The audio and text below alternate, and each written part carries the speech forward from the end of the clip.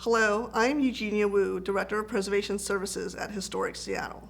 I've been with the organization since 2009, leading its Preservation Advocacy program. Seattle's built environment has changed a lot in the past decade or so. It seems like every week you go by a block and there's another hole in the ground. Nothing remains of what was once there. Our collective memory fades. What was there? Are we all doomed to cultural amnesia? Or is there still hope to save Seattle's soul, or a piece of it anyway? This is a tale of two landmarks in Seattle and the community advocacy efforts to save them. Both located on Capitol Hill, a dense urban neighborhood near downtown characterized by a mix of older housing stock, including single-family homes and apartment buildings from different eras and representative of different architectural styles. Increasingly, this community, along with many other Seattle neighborhoods, has been experiencing major development pressure for years, particularly during the city's current speculative building boom. As a built-out, already dense historic neighborhood, there are a few ways to add housing units without demolishing or drastically altering what's existing. Building community doesn't have to be a zero-sum game, pitting housing against preservation. It's not either or, it's both and. Let's take a closer look at our two landmarks and the advocacy efforts to save them. First up is the Roy Vue Apartments. At first glance, the Roy Vue may not seem that different from the scores of other 1920s brick apartment buildings on the hill, but it doesn't take long to see that it's a unique building worthy of its landmark status. Constructed in 1924, the Roy Vue Garden Apartments, as it was originally known, was developed by father and son Willis and Guy Bergman. They hired Seattle architect Charles Lyman Haynes to design the apartment building and prolific builder Hans Peterson as the contractor. The landscape was installed and designed by Malmo and Company. Taking up almost an entire block on Bellevue Avenue East between East Roy Street and East Mercer Street, the three-story building contains 34 units consisting of spacious 1- and 2-bedroom apartments that are over 1,000 square feet. Advertisements from the 1920s indicate that the Roy Vue was designed as higher-end apartments, offering some of the features of single-family homes with the convenience of being close to the downtown core. All of the apartments are bright, with generous windows offering exposure on multiple sides and views into the courtyard. This was accomplished by designing a building without corridors. When the Roy Vue was completed in November 1924, the neighborhood was already a built-out residential district. In 1901, Pike Street was regraded, allowing easy access to downtown for the first time from several areas of Capitol Hill. New streetcar connections on Pike facilitated rapid development of Capitol Hill. The Summit Line was built in 1907. The Roy Vue Garden Apartments were located near the turnaround point at Belmont of the Belmont Summit streetcar line. In addition, the transit line helped in the development of a mix of small-scale commercial uses to serve the neighborhood. While the streetcar is gone, a community of dense, low-scaled, and often high-quality apartment buildings remains along its route. The Roy Vue was a key part of this community and was featured in local newspapers around the time of construction. The building was well documented, making it easier for us to understand its significance when the Roy Vue was new and how its importance has evolved over time. Today, just like when it was originally built, residents and visitors enter the Roy Vue through the main arched entry, walking through the arcade, which then opens up into a secret garden, surprising first-time visitors and delighting residents every time they arrive home. The Roy Vue's historic courtyard garden features mature plantings and integrity of original landscape design. It is also unique because of the privacy it offers residents. At the same time, the design promotes also the opportunities for residents to connect with each other.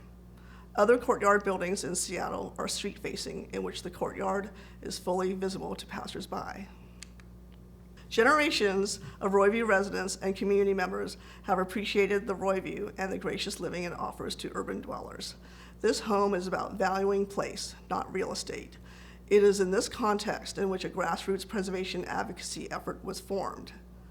In the spring of 2018, concerned residents and community members contacted Historic Seattle because they got wind of plans that a developer was interested in purchasing the Roy Vue with an intent to gut the interior and build an addition in the courtyard, effectively destroying interior features and the historic landscape, turning a 34-unit apartment building into 147 micro units.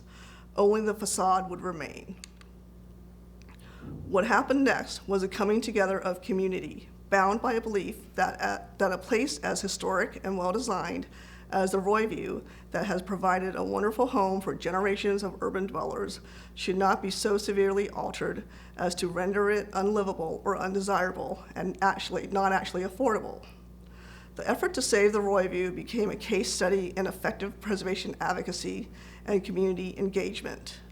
Early on, Historic Seattle staff and Capitol Hill Historical Society board members met with a group of over 20 residents and community members at Harry's Fine Foods, the neighborhood bar and restaurant located next door to the Roy Vue.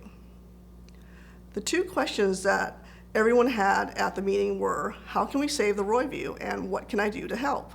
The meeting was an opportunity for the group to learn about Seattle's landmark nomination process and how that fit in with other city planning and land use actions. It was an evening of spirited discussion and strategy making. We were operating under a tight time frame as we were unclear about the status of the property sale. We discovered there was a lot of passion and talent among the group, which meant they could offer a diverse set of skills helpful in preparing a landmark nomination report and mounting an effective advocacy campaign. Skills in the areas of research, writing, photography, communications, architecture, community organizing, real estate, and technology all supported the Save the Roy Vue preservation effort. Historic Seattle served as the lead advocate with the Capitol Hill Historical Society.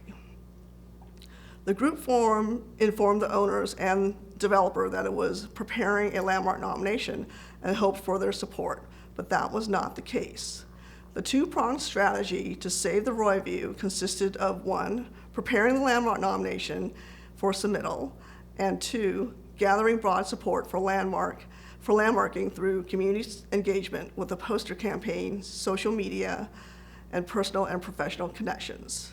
The first challenge was to make sure we submitted the nomination first in order to be considered the applicant. Once this was accomplished, the public campaign went full force.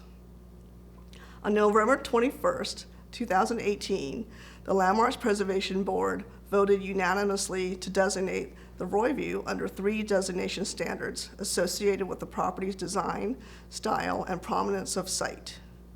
Roy Vue supporters packed the room and offered eloquent and heartfelt public comments in favor of landmarking and why this place matters.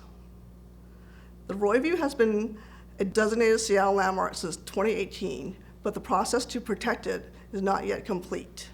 The owner and landmark staff have been negotiating controls and incentives and have yet to reach an agreement. Controls are what protect a landmark's designated features, and incentives are financial benefits and zoning and building code relief available to landmark owners.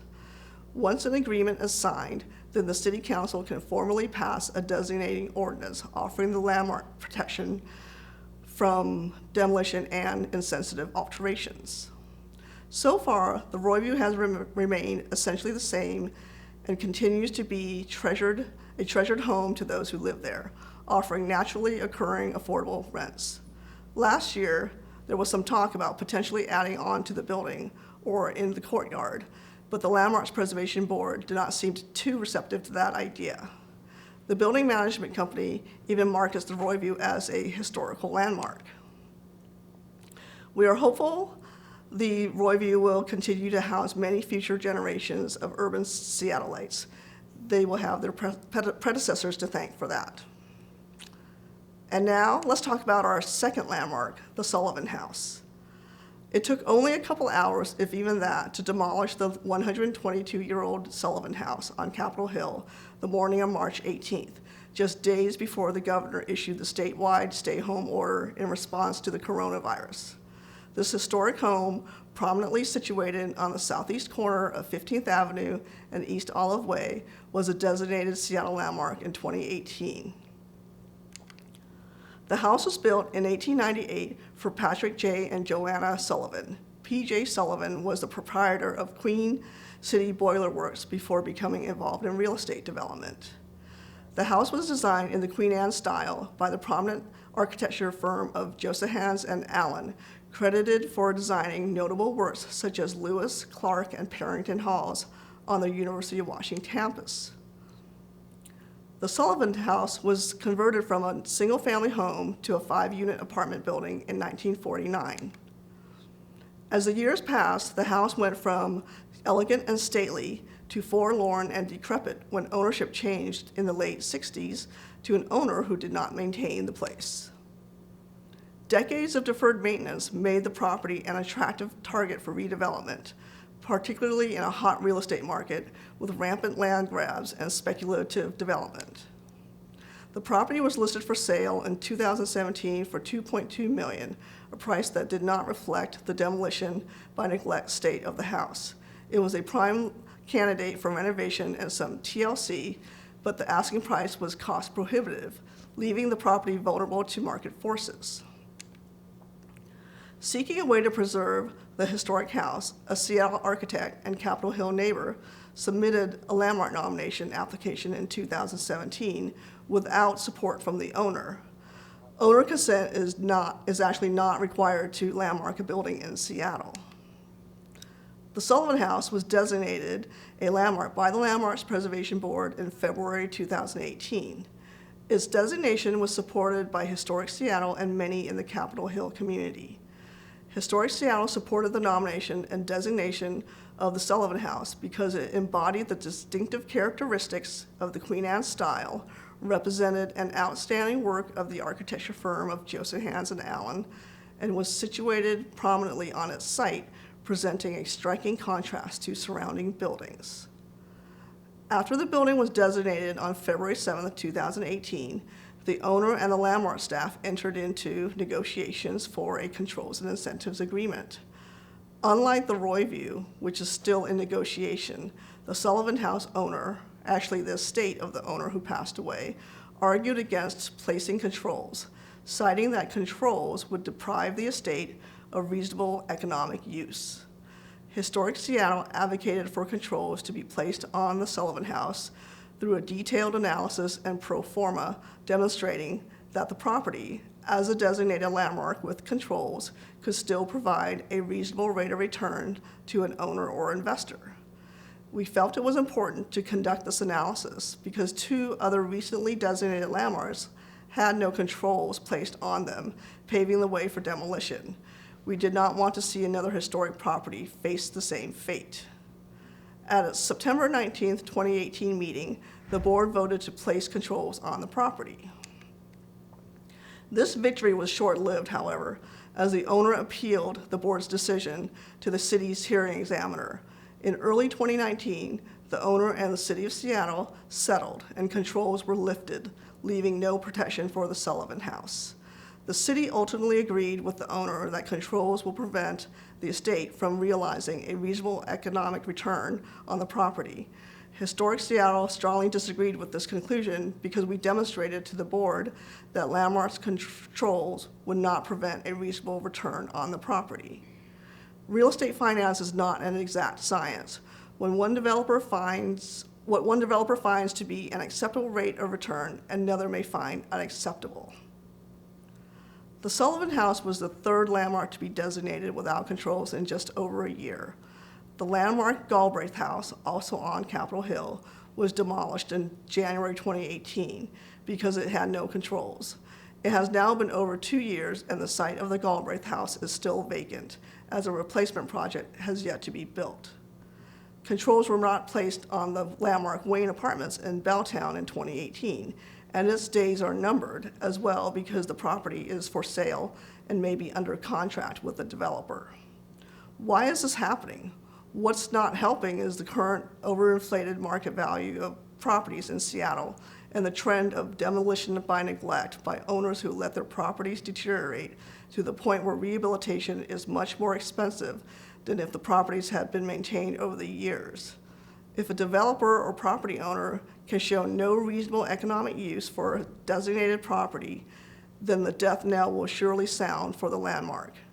Real estate should not trump community. When architecture is commodified, we lose sight of why historic places are special and still have value. And judging a building only by its facade ignores the significance behind that facade. The Sullivan House had provided affordable apartment rentals for 70 years until it was sold in 2019 to a developer for $2.15 million. A victim of neglect and development pressure, it will be replaced by 9 townhomes, which will be sold for market rate with a net gain of 4 housing units. The demolition of the Sullivan House will not be in vain. We learn from this as we work to protect other designated landmarks where controls are not yet in place, but because this cannot be the new normal for our city's historic places. Something needs to change. Historic Seattle and our community partners in preservation hope to work with the city to look for ways to improve the landmarks preservation ordinance so that it can provide the legal protections needed for our city's historic places. Landmarks deserve protection, not plaques.